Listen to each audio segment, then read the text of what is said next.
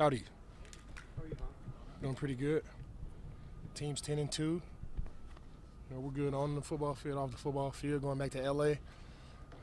Things are great. What was it like just watching, well, not just watching his press conference the last 24 hours, just getting a guy like Micah back in the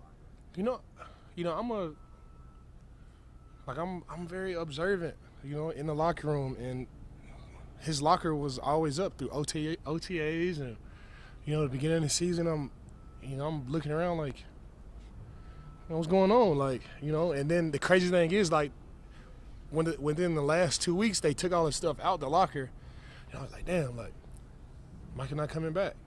And I pull into the parking lot this morning, and I get ready to park in my spot, and I was in there early. It was just me and Micah, which I didn't know it was Micah at the time. And it's this huge parking lot, and I'm trying to park. We trying to park in the same spot, and I'm like, what? What's going on? And he parks, and I get out my car and I look over, and I'm like, that's Micah Hyde. He's back. They just took his stuff out of his locker this whole time. OTAs up until this point. 2 weeks ago, his stuff has been in his locker. They took it out. I wasn't sure. Then you see him, and you just get excited because you know what type of energy he brings to the locker room. You know his personality. We just got better by adding Micah Hyde, whether that's on the football field or off the football field. Having a guy like that in the locker room around all the guys, it's all plus in each and every category, in which makes a team good. Sean talked about the delicate balance of bringing a player in, especially this late in the season, and how it's got to be a good fit. Yeah. Why is Micah the right guy? I think all of us can answer that question, man. He's just a great guy, man, on and off the football field. When you think about bringing guys in, do you think, are they going to suck up all the energy in there? Are they energy vampires? Is it going to be about them? And, we all can answer that question. We know what type of guy Micah is. We know what he brings to the football team on and off the football field. So he's always had great energy, smiling, has a lot of knowledge. If we need him to go out there and play, he can play. If we need him to help out the rookies and get guys going, he can. Whether that's a pregame speech or just talking to the guys getting ready to go, like Micah, you can't go wrong with a guy like Micah on your football team. Ron, for all the things that you've accomplished in your career, you've never been on a team that's clinched a division title 12 weeks into the season. That much I know, but what do you think are the challenges of now refocusing on the next objective being the AFC Playoffs? I think Coach McDermott did a really good job about 6 weeks ago, and he was talking to the guys, and he was saying, let's not be tied to results. Let's go out there and play free, and let's go out there and play our style of football. Let's be the most prepared football team in the league, and let's go out there and play our game no matter what happens. A guy like me, you got 2 Super Bowls. It was kind of hard for me, at first, we're not tied to results. What do you mean? But what that does is that just drives down the anxiety.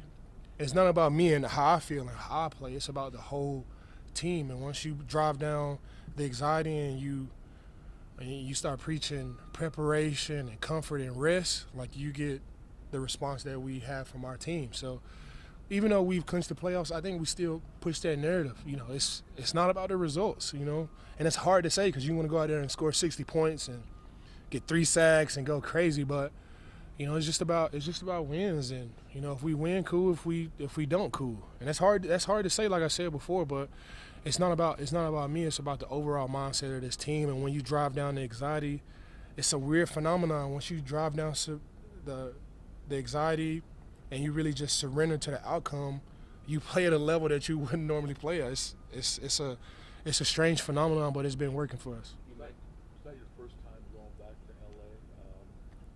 What is the significance of this trip? I love everything about LA.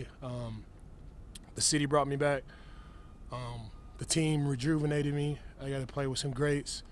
I got coached by some greats. Coach McVay was incredible.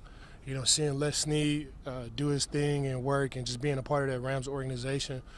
It was a special moment in my life. And, it's still hard to even talk about, the decision coming to Buffalo and not going to L.A. and not playing with Aaron Donald and coming here and But I made the right decision for me. You couldn't go wrong with either one. You go play with Matthew Stafford, or you go play with Josh Allen. So you couldn't go wrong with either one. But I'm over here now, and Josh is doing a great job. Matthew Stafford always do a great job. It's all love. Don't have anything negative to say. They showed me so much love over there. Coach McVay is one of the best coaches that I've ever been involved with. The structure of that team and the way they go about their business is something that I always cherish, and it's really what put into my mind, like, I want to help create teams like the Los Angeles Rams. So, it came at a point in my life where I really needed it, and they resurrected me. And going back to LA, playing at SoFi, the greatest stadium in the National Football League, it'll always be magical. We won a Super Bowl in there, and it'll always be magical for me, and it'll always be love going back to SoFi and going back to LA. You mentioned Sean, what he did 6 weeks ago. I asked him a couple days ago. I've never noticed him in all the years I've covered him, how calm and cool and relaxed he seems. Well, have you noticed that? Has the team noticed that? Where does that come from? I mean, he's been like that since I got here. And I heard the stories about, Drill Sergeant McDermott, but I haven't I haven't seen it. Like, he's my neighbor.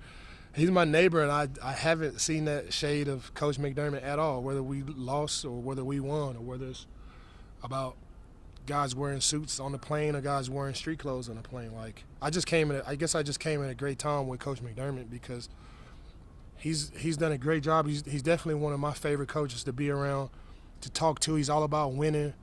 He's all about bringing the best out of all of his players. And it's been a joy to be coached by Coach McDermott, and you can get things done in multiple different ways. In Denver, we got it done in different ways with Coach McVay. We did it in a different way, and here Coach McDermott, the way he's going about it is special, and he's driving down the anxiety, really boosting up their preparation and the recovery, and we've been able to really react, and this is the byproduct of that. So it's multiple ways of doing this, and that's shout out Coach McDermott, because you gotta feel comfortable in your skin and kind of take your foot off the gas on your players and expect them to trust them and expect them to go out here and do their stuff. But Coach McDermott is a great leader, man, and it's been an honor and a privilege to be with those guys. What do you think about going up against the Rams offense, man? Stafford, he's not a scrambler at this point in his career, and just the weapons they have. I mean, he's never been a scrambler, but he's made up for it in between his ears. He's a super smart quarterback, and he can't run a 4.3, but he can throw a no-look pass 50 yards. He can throw a no-look pass 50 yards and look off the safety. So for the speed or whatever, the scrambling ability, he makes up for it with his arm talent and his intelligence. So, and he's got two good receivers over there, great running backs. Offensive line is solid. Coach McVay dials up, one of the best offensive schemes in the National Football League. So it'll be a challenge for us, and they've been in dogfights this whole season. Got a lot of respect for the Los Angeles Rams. That's where the "don't blink" phrase came from. We were up on the Rams in my first game as a Buffalo Bill, and I knew that no lead is safe around those guys. So got a lot of respect for those guys. Got a lot of respect for the offensive line, running backs, wide receivers, and of course Matthew Stafford. Ron, you've been on some special teams for